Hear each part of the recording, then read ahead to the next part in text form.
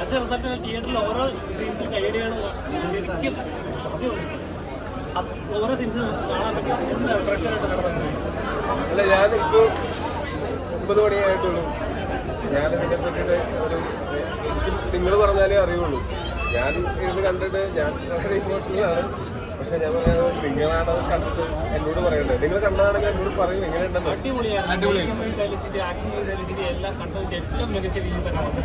Thank you. 3Dയിൽ കാണുന്നു.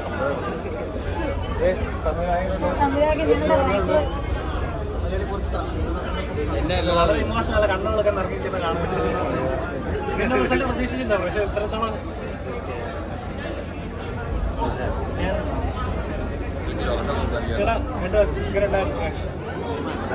കുറച്ച് നാളായിട്ട് പണിയെടുത്തോണ്ടിരുന്നത്. ഞങ്ങൾ കുറച്ച് നാളെ പണിയെടുത്ത പോലെ തോന്നുന്നുണ്ടോ? നല്ല രീതിയിൽ ടോവിനോ ഒരു ആക്ഷൻ ലെവലിൽ ഒരു ആക്ഷൻ ഹീറോ എന്ന ലെവലിലേക്ക് മാറുകയാണ്. ഒരു നടൻ എന്നുള്ള നിലയിലേക്ക് എല്ലാവർക്കും മാറിയത്, ഒരു വ്യക്തി നടൻ കഥാപാത്രം എന്നുള്ളതിൽ മാറി. നമുക്ക് ടൊവിനോ എന്ന് പറയുന്ന ഒരാളെ മറ്റ് സിനിമകളിൽ കണ്ടതുപോലെ നമുക്ക് എവിടെയെങ്കിലും കാണാൻ പറ്റുമെന്നുള്ളതാണ് ചോദ്യം. അതേ ഒരു വലിയൊരു നടനിലേക്ക് 3 ക്യാരക്ടേഴ്സും വളരെ വ്യത്യസ്തമായിട്ട്. ഞാൻ ഇന്നാണ് നിക്കോളുവിനെയും അജയനെയും ഒക്കെ കാണുന്നത്. എനിക്ക് അജയനെ ഒരു പാനിന്റെ ലെവലിലേക്ക് മാറുവാണോ? ഒരു പാനിന്റെ ലെവലിലേക്ക് മാറാനുള്ള ഉദ്ദേശമാണോ?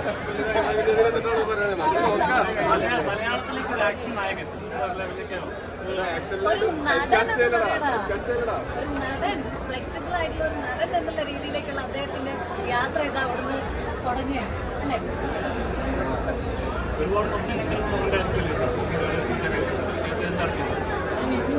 അതിന്റെ ഒരു സന്തോഷം. പക്ഷെ ഇതിപ്പോ എനിക്ക് ആ സന്തോഷം വരുന്നത് നിങ്ങളും പറയൂ. നിങ്ങൾ കണ്ടത് ഒരാൾ പറയും, മറ്റൊരു പറയും, എങ്ങനെയുണ്ടെന്ന് പാടും. രക്ഷയില്ല, അന്യ സീക്വൻസുകളായിരുന്നില്ല.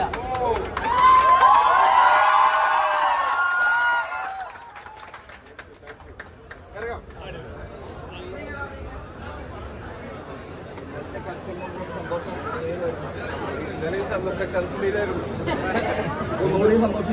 അതെ അതെ, അടിപൊളിയായിരുന്നല്ലോ. Thank you.